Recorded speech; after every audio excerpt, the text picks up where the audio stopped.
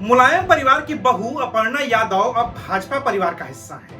अब उनके नायक यूपी के पूर्व मुख्यमंत्री और देश के पूर्व रक्षा मंत्री मुलायम सिंह यादव नहीं, बल्कि देश के वर्तमान प्रधानमंत्री नरेंद्र मोदी और उत्तर प्रदेश के वर्तमान मुख्यमंत्री योगी आदित्यनाथ हैं। तो क्या अपर्णा यादव का समाजवादी से भाजपाई बनने का फैसला अचानक हुआ है, या फिर इसमें पर्दे के पीछे की कोई और कहानी है जिसके नायक खुद मुलायम सिंह यादव हैं? आज बात इन्हीं मुद्दों पर। नमस्कार, मैं हूं अविनाश और आप देख रहे हैं अनकट। ये बात तो सभी जानते ही हैं कि अपर्णा मुलायम सिंह यादव की छोटी बहू है। मुलायम सिंह यादव की दूसरी पत्नी साधना के बेटे हैं प्रतीक यादव।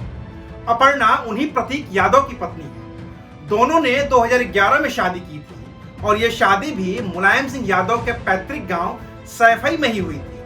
प्रतीक और अपर्णा की एक बेटी है जिनका नाम है प्रथमा। लेकिन ब्रिटेन की मैनचेस्टर यूनिवर्सिटी से इंटरनेशनल रिलेशन एंड पॉलिटिक्स में मास्टर करने वाली अपर्णा राजनीति में कैसे आई और बीजेपी से उनकी इस कदर नजदीकी कैसे बढ़ी कि उन्होंने अपनी पारिवारिक पार्टी छोड़कर बीजेपी का दामन थाम लिया, इसकी कहानी बेहद दिलचस्प है। दिसंबर 2016 का अंत आते आते मुलायम सिंह यादव के परिवार की कलह दुनिया के सामने आ गई थी। पहले अखिलेश यादव ने शिवपाल यादव को समाजवादी पार्टी से निकाल दिया, तो फिर मुलायम सिंह यादव ने भी अखिलेश यादव और अपने भाई राम गोपाल यादव को पार्टी से निकाल दिया था। बात और बिगड़ी तो फिर 1 जनवरी 2017 को अखिलेश ने 200 से ज्यादा विधायकों के समर्थन से खुद को समाजवादी पार्टी का राष्ट्रीय अध्यक्ष घोषित कर दिया और मुलायम सिंह यादव को मार्गदर्शक मंडल में भेज दिया। जैसे जैसे 2017 के विधानसभा चुनाव करीब आए, मुलायम और अखिलेश के तो रिश्ते सहज हो गए, लेकिन शिवपाल के साथ रिश्ता सहज नहीं हुआ और फिर शिवपाल यादव ने अपनी नई पार्टी बना ली जिसका नाम रखा प्रगतिशील समाजवादी पार्टी। और जब 2017 के चुनाव के लिए टिकट बंटवारे की बात आई तो मुलायम सिंह यादव की पत्नी साधना अड़ गई कि अब उनके बेटे प्रतीक यादव को भी राजनीति में उतरना है और इसके लिए प्रतीक को टिकट दिया जाए। प्रतीक एक सफल कारोबारी हैं, तो उन्होंने अपनी मां की बात पर ध्यान नहीं दिया और व्यक्तिगत तौर पर खुद को राजनीति से अलग कर लिया। तब साधना ने प्रतीक की पत्नी और परिवार की छोटी बहू अपर्णा को आगे किया और उनके लिए टिकट की मांग कर दी। लेकिन उस दौरान मुलायम सिंह यादव की बातों को लगातार दरकिनार कर रहे अखिलेश ने अपर्णा के नाम पर ध्यान ही नहीं दिया। लेकिन साधना अड़ गई और नतीजा ये हुआ कि अखिलेश को झुकना पड़ा। विदेश से राजनीति की पढ़ाई करके आई अपर्णा को अखिलेश ने लखनऊ की कैंट सीट से उम्मीदवार बना दिया। उस कैंट सीट से जिस पर समाजवादी पार्टी कभी जीत दर्ज कर ही नहीं पाई थी।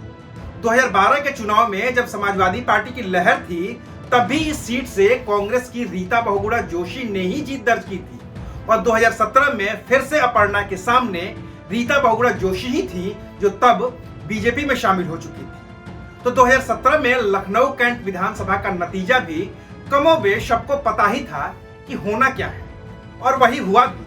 अपर्णा यादव की पॉलिटिकल लॉन्चिंग फेल रही। रीता बहुगुणा जोशी ने उन्हें करीब 35,000 से भी ज्यादा वोटों से मात दे दी। उस चुनाव में हारने के बाद से ही अपर्णा के सुर बदले बदले दिखने लगे थे। हालांकि अपर्णा ने साल 2014 में भी प्रधानमंत्री मोदी की ओर से शुरू किए गए स्वच्छ भारत मिशन की तारीफ की थी, लेकिन तब उसे एक राजनीतिक शिष्टाचार के तौर पर ही लिया गया था। लेकिन जब 2017 में योगी आदित्यनाथ प्रदेश के मुख्यमंत्री बन गए और अपर्णा ने उन्हें अपना बड़ा भाई कहा उत्तराखंड का होने के नाते और उनसे मुलाकात कर बधाई भी दे दी, तो फिर अपर्णा की राजनीतिक महत्वाकांक्षा साफ साफ दिखने लगी। लखनऊ के कान्हा उपवन में तो अपर्णा पति प्रतीक के साथ पहुंची और मुख्यमंत्री योगी से गो सेवा पर लंबी चर्चा करती रही। इसके बाद जब समाजवादी पार्टी की लाइन के ठीक उलट अपर्णा ने सीएए एनआरसी का समर्थन किया, जम्मू कश्मीर से धारा 370 के हटाए जाने का समर्थन किया और तमाम मुद्दों पर समाजवादी पार्टी से असहमति जताते हुए बीजेपी की लाइन का समर्थन किया, तो साफ हो गया था कि अपर्णा की राजनीति का भविष्य सपा में नहीं, भारतीय जनता पार्टी में ही है। और अब जब अपर्णा बीजेपी में आ गई हैं तो किसी मजे हुए राजनेता की तरह बयान दे रही हैं कि उन्हें तो नेताजी यानी कि मुलायम सिंह यादव का भी आशीर्वाद प्राप्त है और वो किसी शर्त पर बीजेपी में शामिल नहीं हुई और न ही उन्हें कोई विधानसभा का टिकट चाहिए। लेकिन बीजेपी को भी पता है कि लखनऊ की कैंट सीट को लेकर जिस तरह से बीजेपी के ही वर्तमान विधायक सुरेश तिवारी और सांसद रीता बहुगुणा जोशी समेत तमाम नेता लामबंदी कर रहे हैं, उसमें अपर्णा को टिकट देकर बागियों को थोड़ी देर के लिए शांत करवाया जा सकता है। हालांकि इसके उलट वो तो ये भी सकता है कि बीजेपी अपर्णा को टिकट ही न दे और उन्हें उच्च सदन यानी कि विधान परिषद के रास्ते राजनीति में उतारे, क्योंकि अगर बीजेपी अपर्णा को टिकट देती है तो फिर अखिलेश यादव को कहने का मौका मिल सकता है